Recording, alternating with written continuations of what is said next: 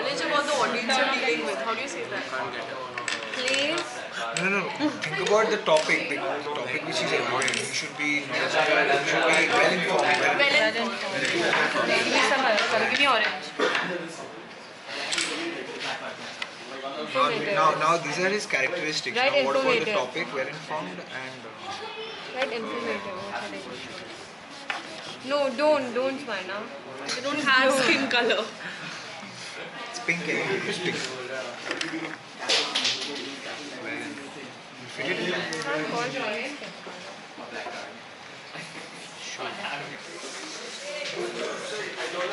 Spacing PACMG. No!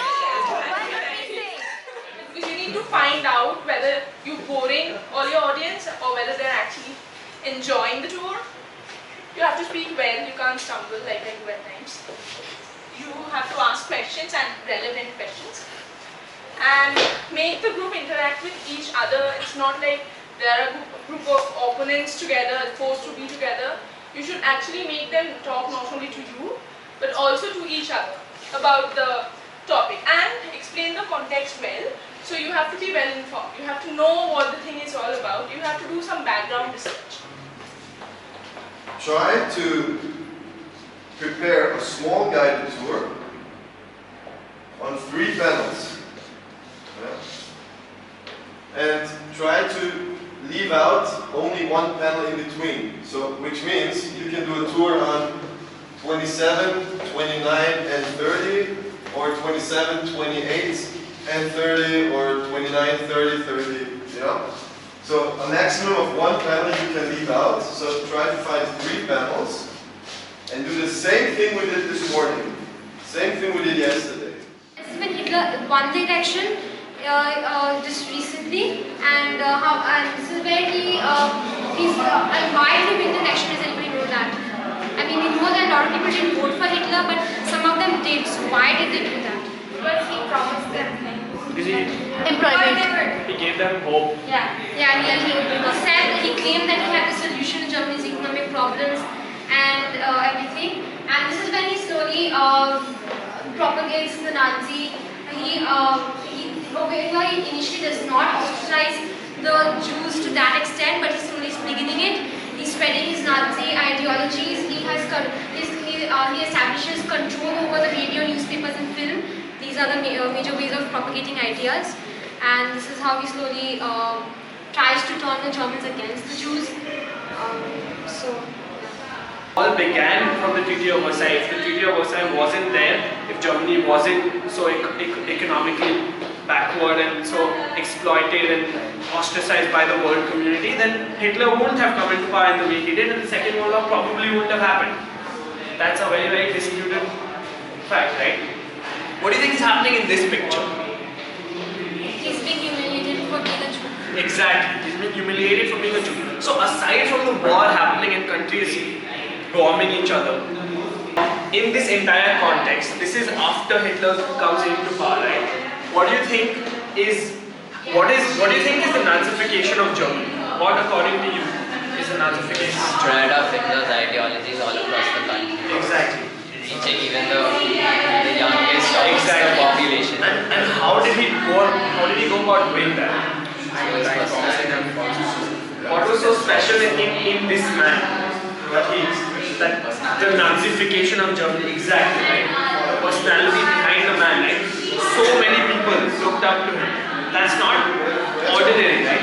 If I just say today, let's kill all these kind of people, or let's kill those kind of people, no one's going to listen to me, right? But if I give them a cause, if I give them a motive, then they might, right? Let's say I will give you jobs if you go and kill these many people, and you're in dire need of jobs.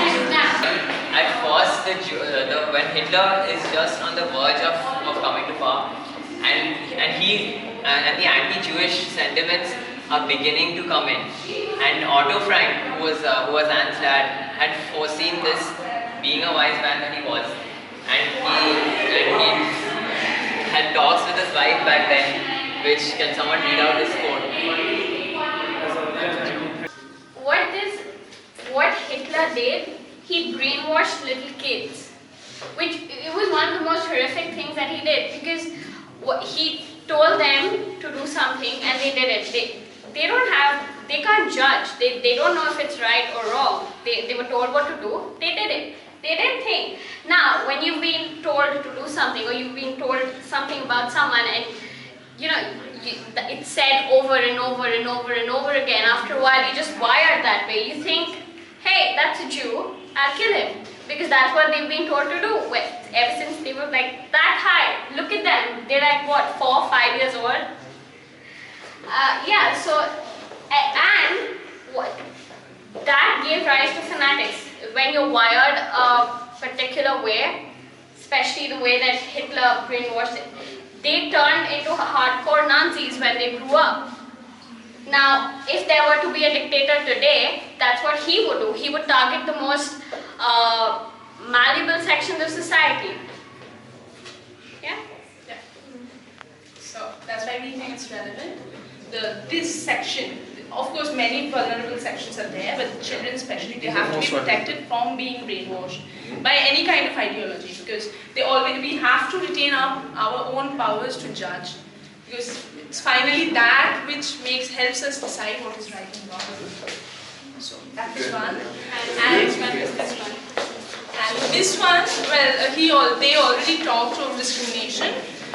What we'd like to add is that discrimination is something which is, at a very basic level, it is nonsensical, because I don't know, for me at least, I've never heard of discrimination which should be there. Even today, there are people who are discriminated against. Even in a developed country, the most developed country like America, hate crimes are sadly not extinct. They're still in there. India, honor killing, this concept of honor killing is very, very prominent, and it has no logic at all. The traditions, the so-called traditions that they follow, those have no meaning, and even if they are done away with, there will be a lot of good, and we are not sure how much bad there will be. So these people are discriminated against without any logic at all, and that is dangerous. So that is something we should always be careful about when we're making statements, or when we're making statements, we should not go about spreading prejudices or biases. So.